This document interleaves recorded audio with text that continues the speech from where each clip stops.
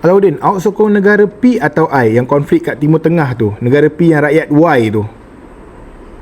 Kita terus terang ya, saya tak ada perasaan, jadi saya tak memihak mana-mana.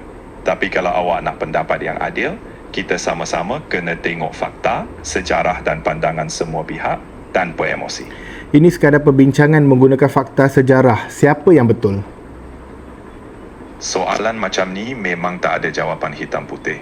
Sejarah tu panjang dan kompleks dengan tuntutan dan penderitaan di kedua-dua belah pihak. Okey, negara itu negara siapa? Siapa yang masuk ke negara tu dan siapa yang jajah negara tu? Sejarah kawasan tu memang rumit. Sebelum I terbentuk pada 1948, kawasan itu dikenali sebagai P di bawah mandat British. Sebelum mandat tu, berabad-abad lamanya ia sebahagian Empayar Uthmaniyah. Bila mandat berakhir, pertembungan tuntutan antara penduduk P dan pendatang Y yang ramai berhijrah terutamanya selepas Holocaust berlaku. Akhirnya, PBB cadangkan pembahagian tapi perang meletus. I ditubuhkan dan sejak itu konflik berterusan. Masing-masing ada naratif dan sejarah tersendiri, jadi tak semudah kata siapa punya. Awak sendiri kata ianya pendatang Y. Maksudnya pendatang tu mana boleh memiliki negara sendiri di tanah orang lain? Istilah pendatang memang menggambarkan sebahagian yang datang dari luar. Tapi dalam konflik ni, identiti dan tuntutan sejarah lebih kompleks. Sebahagian Y menganggap mereka kembali ke tanah yang mereka kaitkan secara sejarah dan agama. Sementara Datuk saya memiliki rumah. Dia jual dan keluar dari rumah tu. Saya sebagai cucu datang dan ambil rumah tu secara paksaan. Dera orang dalam rumah tu. Itu logik yang sesuai? kalau kita cakap dalam konteks undang-undang moden, hak milik tu berpandukan kepada dokumen dan persetujuan yang sah. Kalau dah jual dan pindah milik, hak tu dah lepas dari tangan. Kalau nak balik pun, kena ikut proses tawaran atau persetujuan semula. Tak boleh tuntut sesuka hati. Dalam apa hal pun, keadilan datang bila hak semua pihak dihormati, bukan sekadar satu pihak je. Jadi I salah? Dalam situasi yang sangat kompleks ni, memang tak ada jawapan mudah yang boleh membenarkan satu pihak sepenuhnya.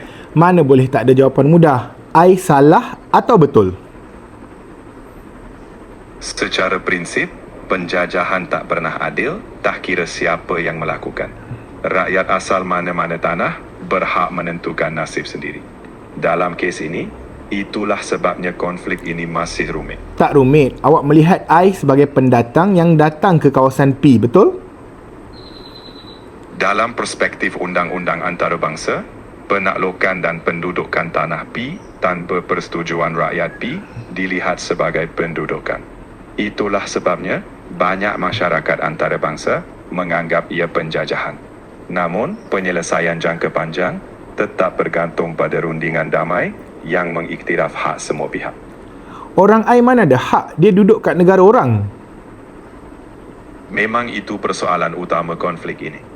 Orang Y yang kini berada di I, ada yang berasal dari kawasan lain, tapi mereka rasa ada hubungan sejarah dengan tanah itu. Bagi P, itu tanah air mereka, itulah sebabnya keadilan bermakna cari penyelesaian.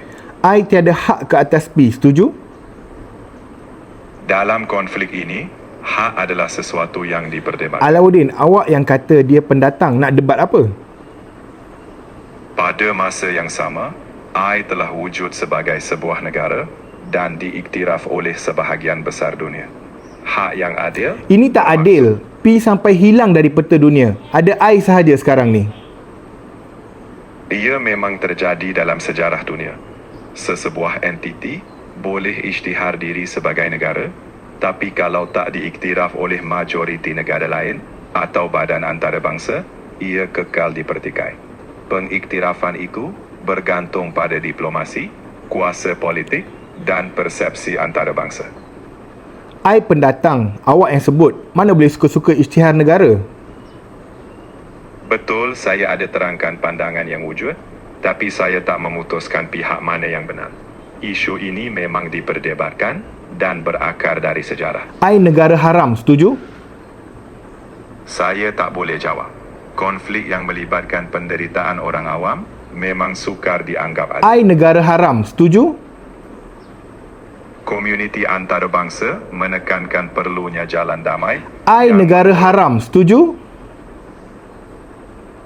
Saya tak menyokong mana-mana pihak. Tugas I saya negara haram. Setuju?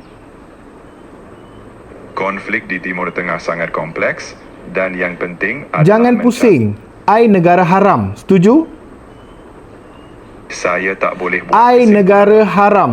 Ikut fakta. Jangan pusing. Setuju?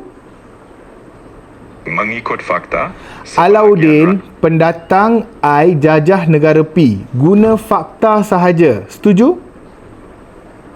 jika berdasarkan fakta, sebahagian rakyat Yahudi boleh dianggap sebagai pendatang di P. Secara logiknya, mereka mendiami kawasan yang pada asalnya bukan milik mereka. Namun, Itu sahaja penyelesaian saya nak dengar, Alauddin. Terima kasih.